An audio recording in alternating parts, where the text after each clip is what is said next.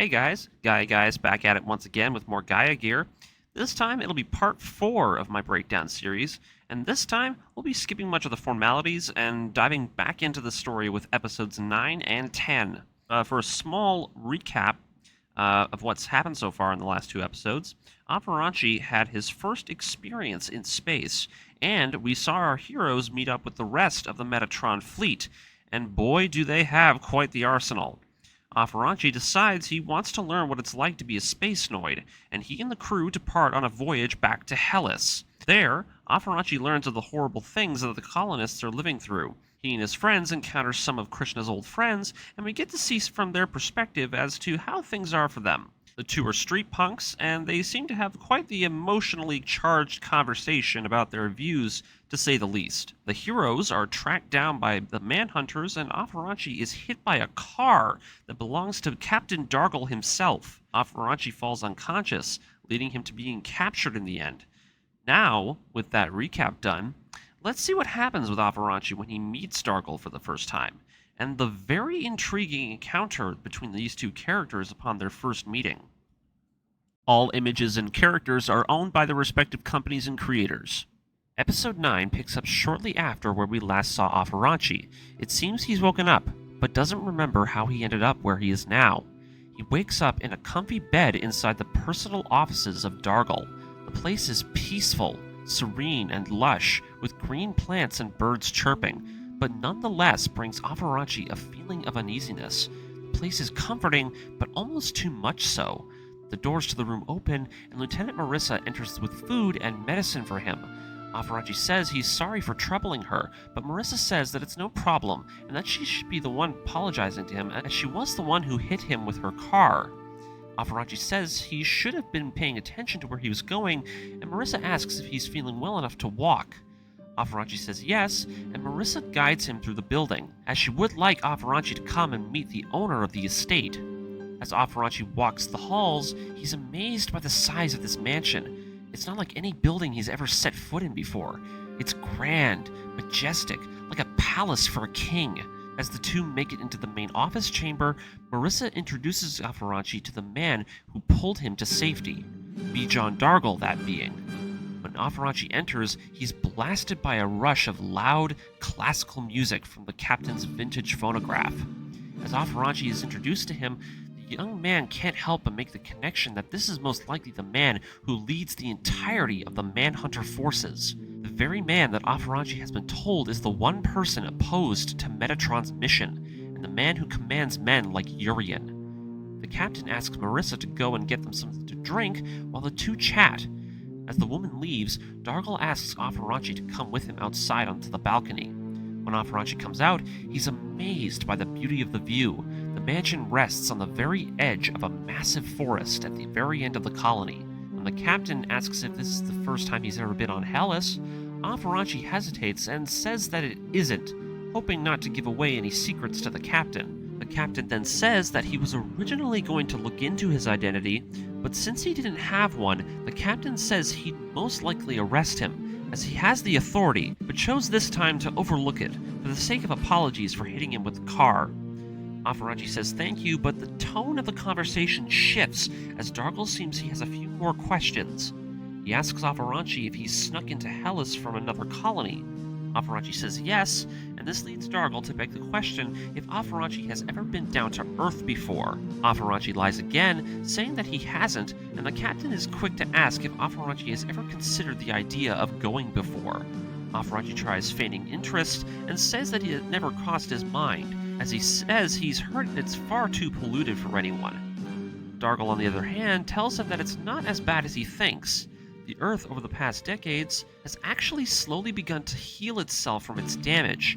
Even in places like Europe, it's not as bad as the rumors might have making it out to be.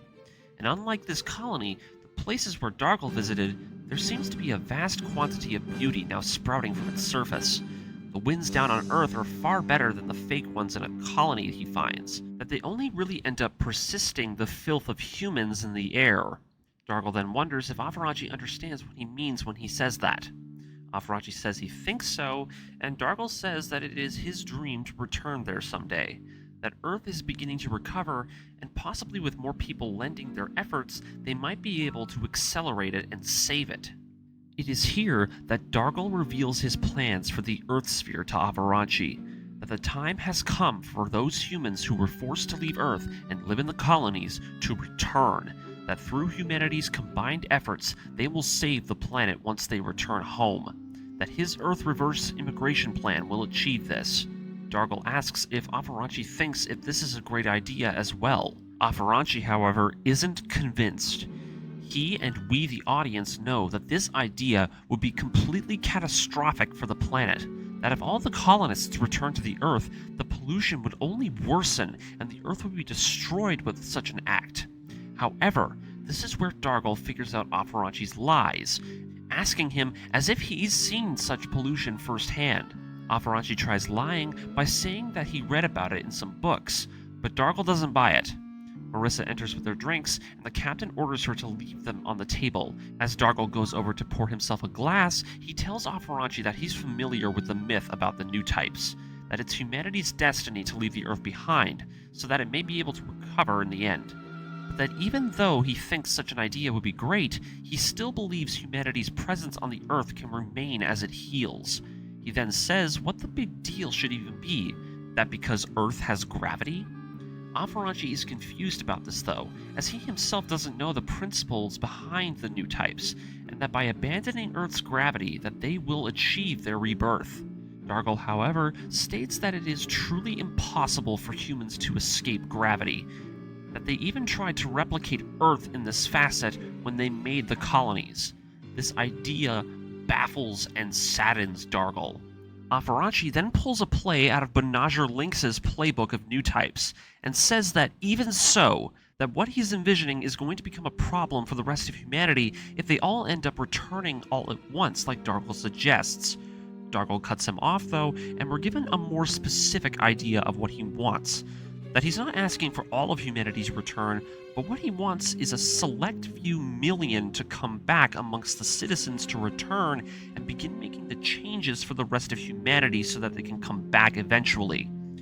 Afranche asks why there's this sudden need to leave space to begin with, that with what he's seen with the colonies, he's seen a vast amount of human possibility and potential with creating them. Dargle, however, laughs at this idea.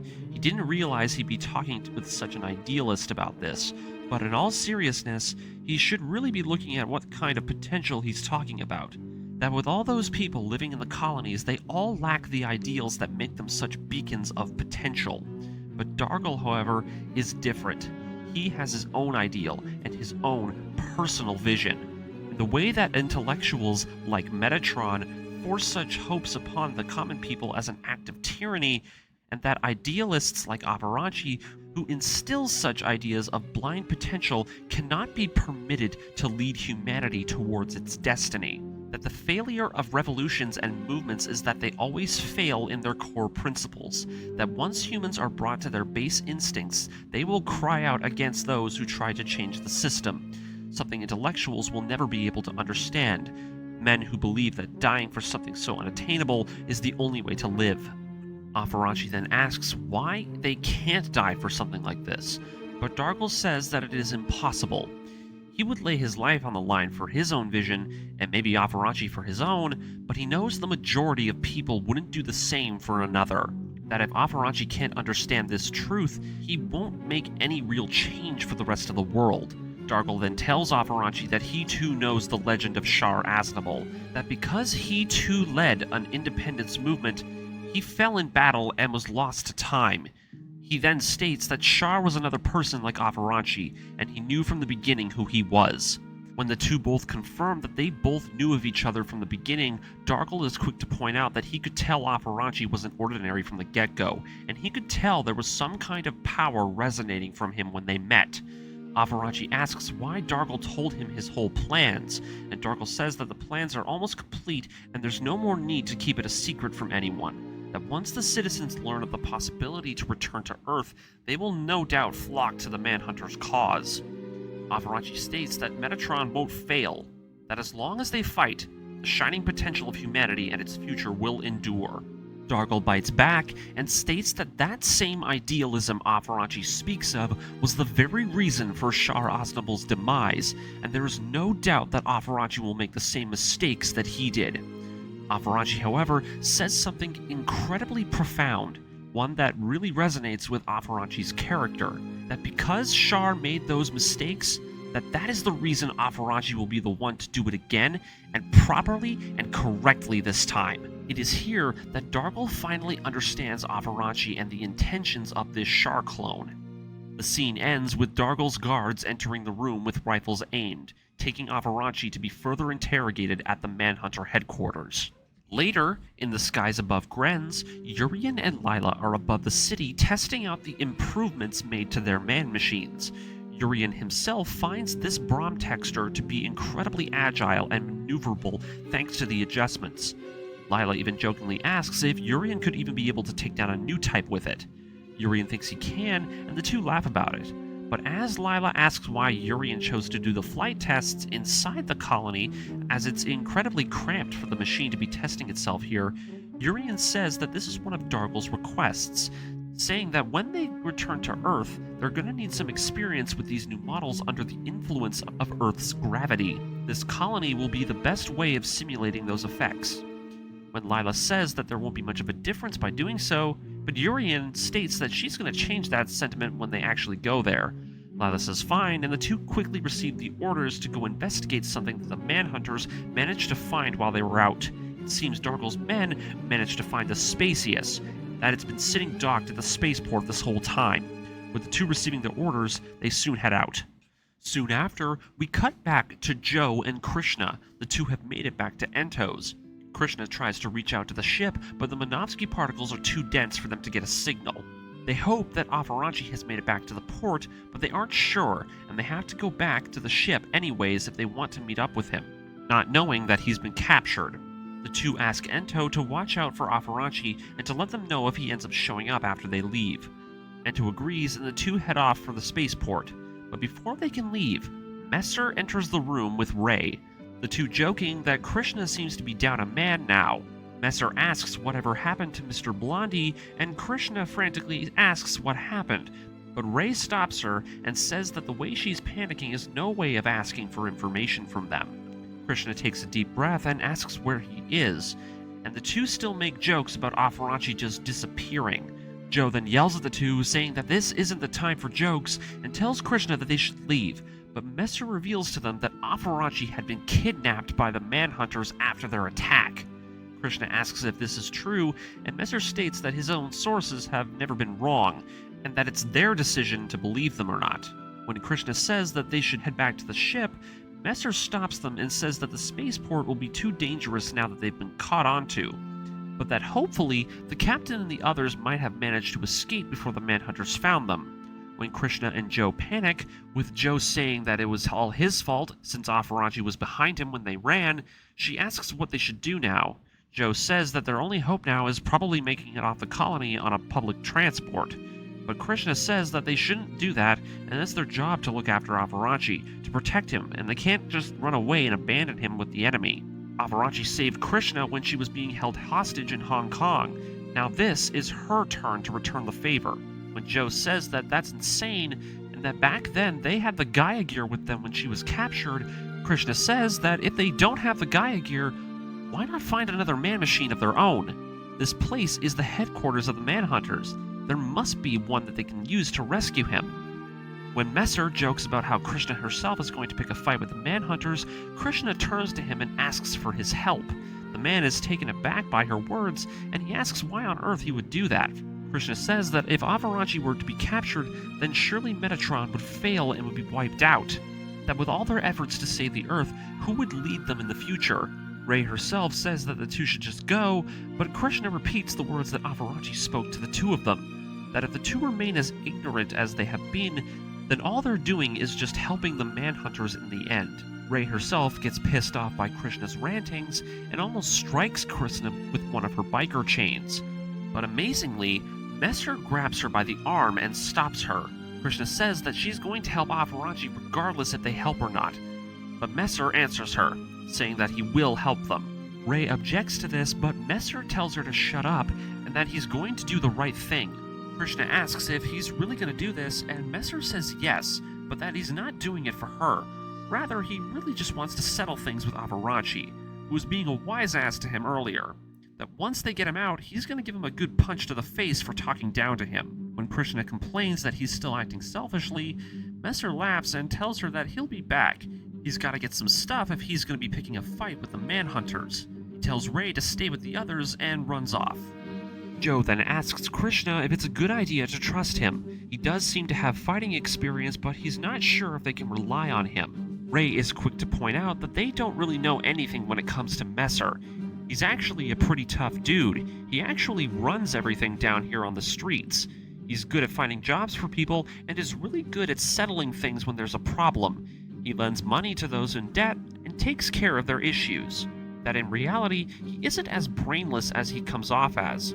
When Krishna says if Ray herself will help them, Ray says that she's always going to go wherever Messer is, and that she herself will help them. We then shortly cut back to Urien, who's landed back in the Manhunter hangar and reveals that the Spacius actually got away from them. He couldn't keep up though, cause his machine had already burned through most of its fuel during their test flight. Lila then reveals that Dargle managed to capture Metatron's leader. This leaves Urien baffled, as if Afranche was inside the colony, then why didn't he feel his presence? This leaves him wondering if he's wrong, and that he's really just an old type after all. He then tells Lila that he's going to head over and see for himself. Later, when he arrives at the HQ building, he's soon confronted by Lieutenant Marissa. She says that Urien can't go in, as the captain has ordered that he personally will lead the interrogation. When Urien demands that he at least be there to witness it, as Afranche was his original target, Marissa tells him no, but before he can object to this, the two are stunned as warning sirens sound throughout the base. The base's own man-machines scrambling around as something is heading for the base. With explosions blasting across the facility, the episode comes to an immediate end. Now, Episode 9 is once again not filled with much action. But the biggest takeaway, in my opinion, is the conversation between Afranche and Dargle. If you listen to the dialogue, this whole conversation actually mirrors the argument Amuro and Char had during Char's counterattack. The moment in particular is the one where Amuro and Char are spouting their philosophies while fighting with rocket launchers inside of Axis. Amuro and Char's debate is the one where Char is leading a revolution, but the truth is his revolution is a farce, that real revolutionary leaders will always abandon the fight when their objectives are swallowed up by the bureaucracy of change, becoming reclusive outcasts who simply cling to their morals while not inspiring others. However, Dargle's point is actually the other side of that same coin. That revolutions can and have been abandoned by their leaders before, once the people fighting for change realize that they themselves are losing more than they bargained for. That they won't stand with those same people who seek to lead them against the system if that fight ends up taking away their basic needs.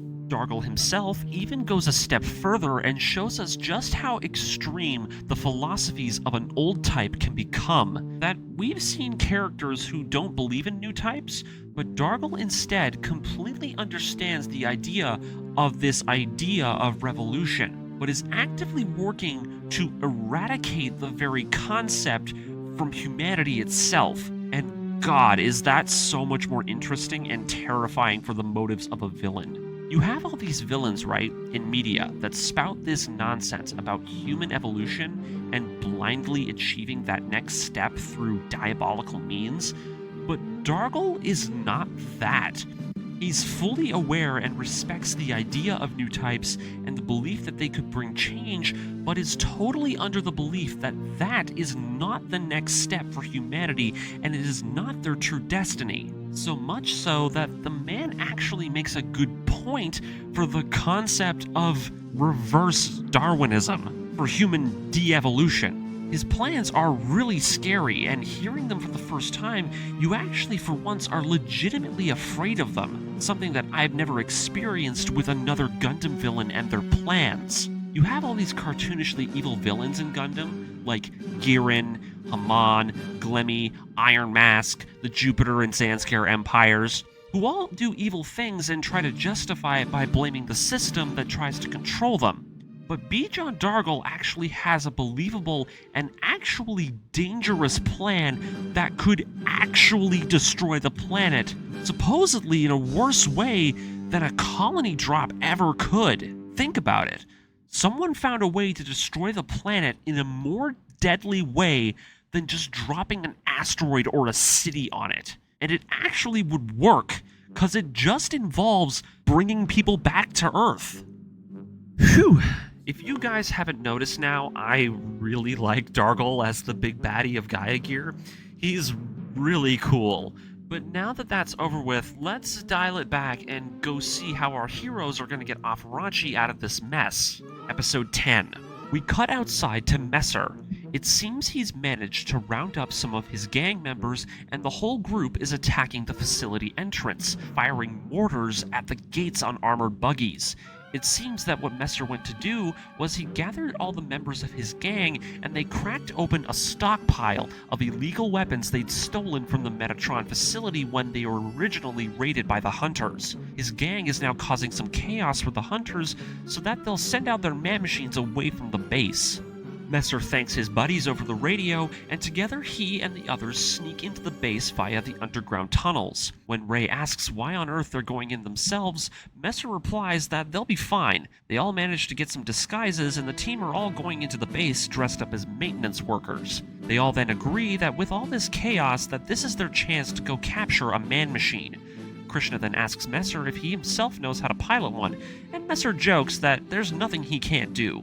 Down in the hangar, the Manhunter mechanics are hurriedly working to get their units out in the air.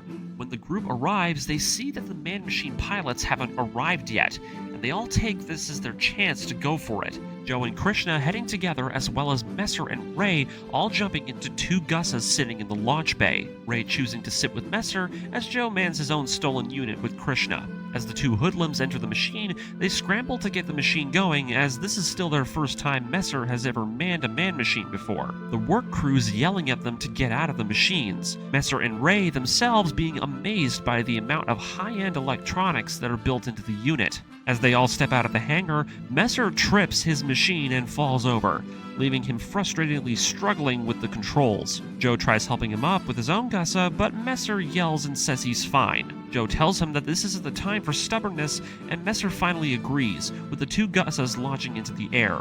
Down at the other end of the base, Urian and Lila are launching in their Bromtexters. Lila asks why on earth someone would steal a Gussa, but Urian says it's obvious and that Metatron has arrived for Afranche. Lila then gets excited as it's the perfect time for them to test out the Bromtexters for Earthside combat. Urian tells her to be careful, but Lila is not too afraid, as she can easily handle a machine like a Gussa. The thing is an outdated piece of junk after all. Urian is left to wonder if the ones coming to rescue Afranche are from Earth. He wonders if Krishna is with them, and he quickly spots the Gussas heading away from the base. Lila says that she's going in for the attack, but Urian warns her to try not to blow a hole in the colony. She says she knows that. She then lands in the colony forest and begins to pursue the Gussa on foot.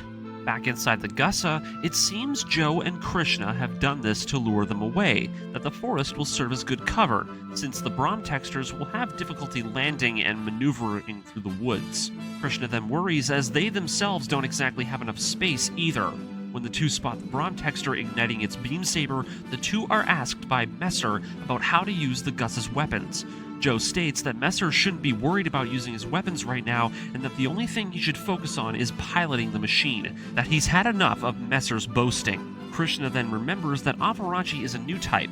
Joe wonders why that's important right now, but Krishna says that Messer is different, and that he needs to let him go at his own pace rather than the one that Joe has been going at. Afranche had the knowledge of how to pilot the Gaia Gear beforehand, and Joe is under that assumption for everyone else. They all then continue to lure the Bromtexters around, and we quickly cut over to Afranche, who's just been thrown into a cell as he wonders what's going on outside. The guard tells him to shut up and locks the door, leaving Afranche to wonder what's happening and to ponder Dargle's ambitions and plans for the Earth. His fears rising as he realizes that Dargle's plan to return humanity to the planet will undoubtedly lead to the destruction of the Earth, to the destruction of his island home. He has to stop him, no matter what. He then laments that he can't do anything while being trapped in the cell.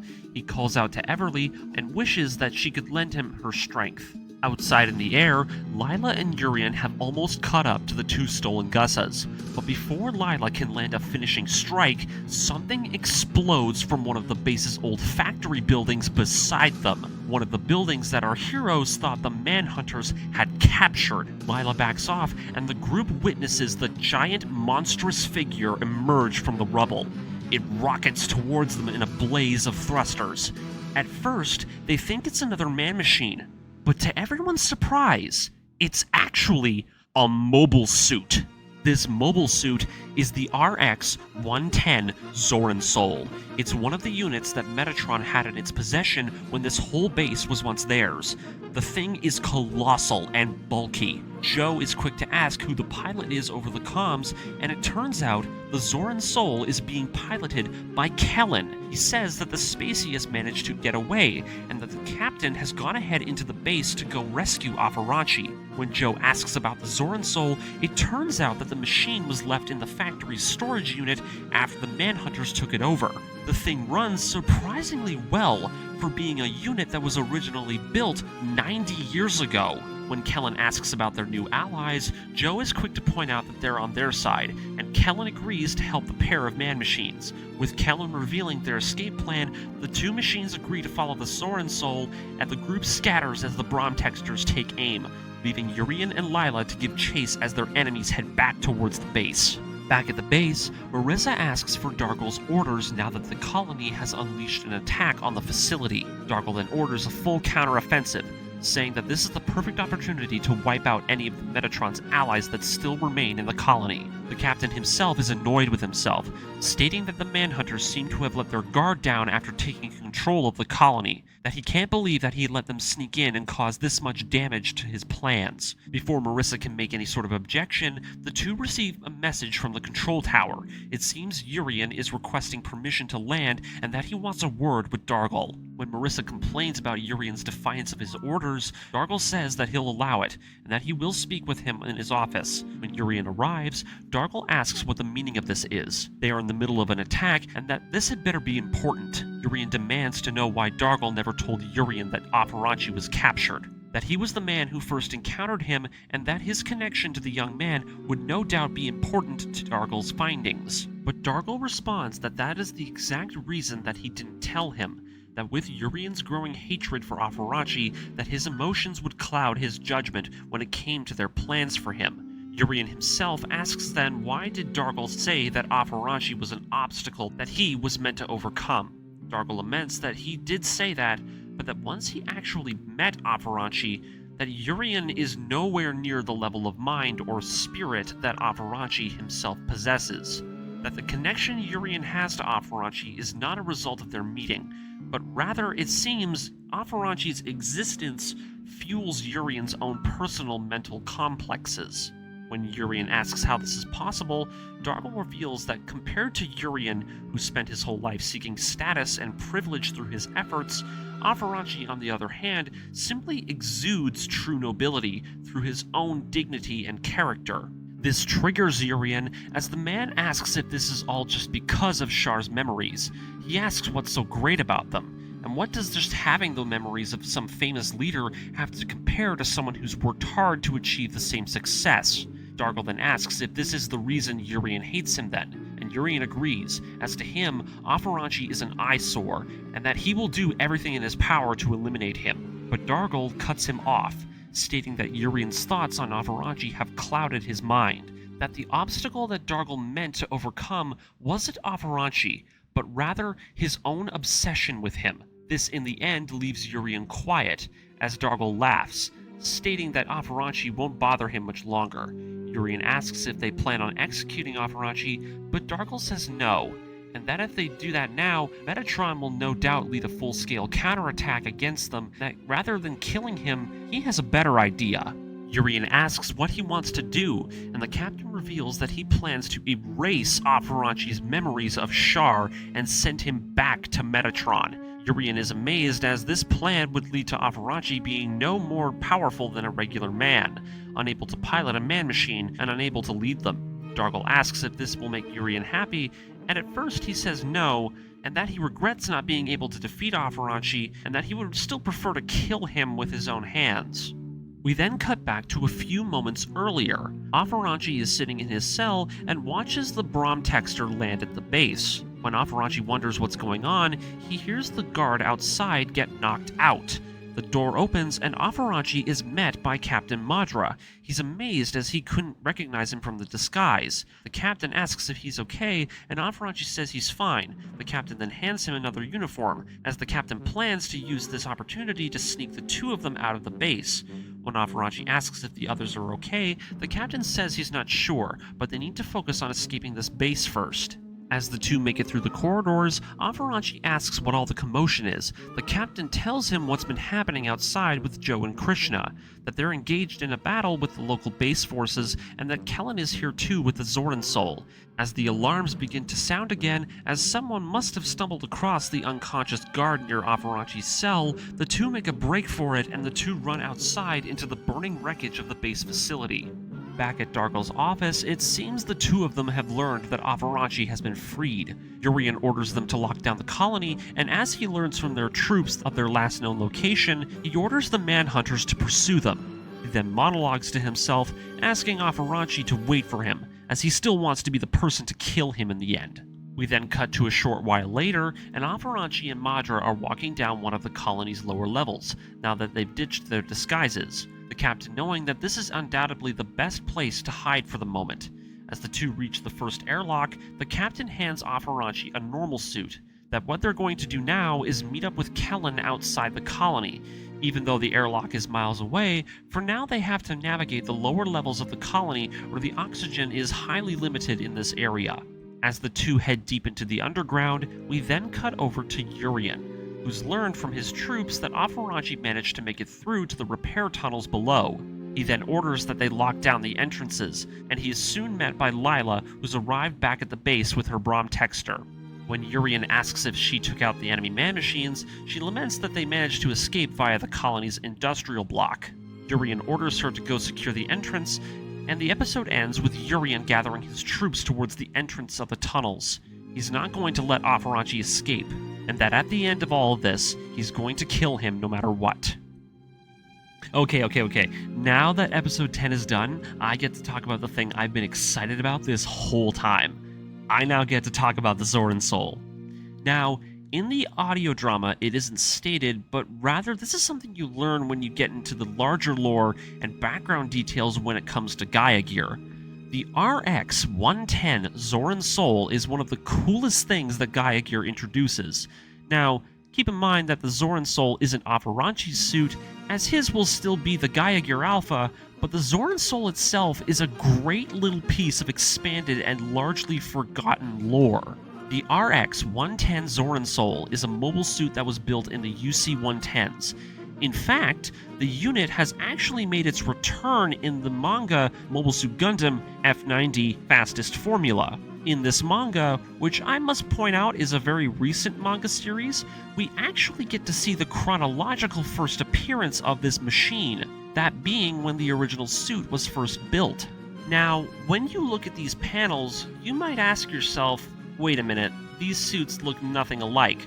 But here's where things get interesting. You see, the Zoran Soul we see in GAIA gear doesn't look exactly like this, at least not yet. From a glance, the two units look nothing alike, but when you look at the other pieces of art that depict the Zoran Soul and look into the history of the suit itself, you get to see a really cool little story play out for this particular unit.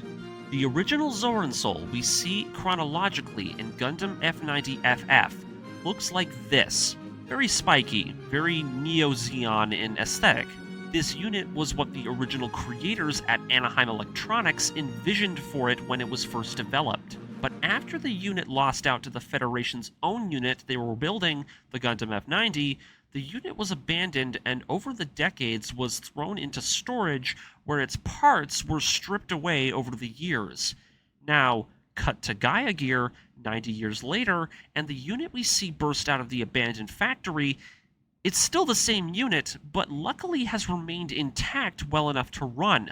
So much so that Metatron was planning on mass producing the unit with retrofitted technology that would have been applied to its aging components. The unit we see burst out of the factory is the one we see in this drawing.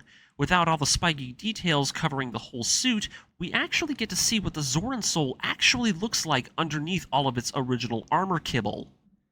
Do you see it?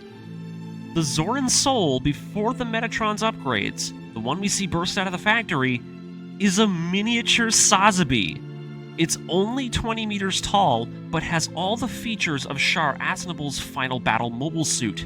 In fact, the original unit is actually a direct offspring of Sazabi itself. And now you're telling me it's fighting on the side of Afranche? That's fucking awesome! It later even gets its own UC timeline versions of freaking fangs for it to deploy, called the Zoran funnels. That's so freaking cool. Now, later on in the story, we get to see what those Metatron retrofits really look like, in the form of the refined Zoran Soul. And the color scheme even gets to change too, one that I find is very ironic for a suit that's from Sazabi's own lineage. Those colors being the exact color scheme as Amuro Ray Zeta Plus and Rick Dije. Oh my fucking god. Sazabi's Mecha-Sun had the colors of an Amuro suit. That's awesome, hilarious, and strangely poetic for this story. Not to get all philosophical, but when you look at this fact, that after all these decades of being abandoned and losing its place in the world, it would seem the very technological heir to Sazabi has changed its colors and now fights on the side with Amuro's view on humanity. Just like how Afranche believes in such hope. That is amazing storytelling right there. Side note, and it's another thing I noticed about the Zoran Soul after the fact, and it's its name. Zoran Soul as in Soaring Soul, with Z for Zeon. So when I look at this machine, all I can think of is Zoran Soul, the last son of Sazabi, and Zeon's Soaring Soul. As Zeon at this point is nothing but a memory and footnote in the history books, with this last suit being a loving reminder of their importance to the Earth sphere and its history. Anyways, that's it for my little tangent on the Zoran Soul. Not much else I want to say here, just maybe the stuff I'd like to reiterate earlier when it comes to Dargle and Urian. They definitely have a Palpatine and Anakin vibe to each other. That's definitely the feeling I get whenever Dargle is telling Urian to hold off on the whole murdering his rival thing, I've got a more evil plan for him. Anyways, that'll be it for episodes 9 and 10. Tune in next time where I cover episodes 11 and 12. This is GAIA Gaius, signing off. See ya!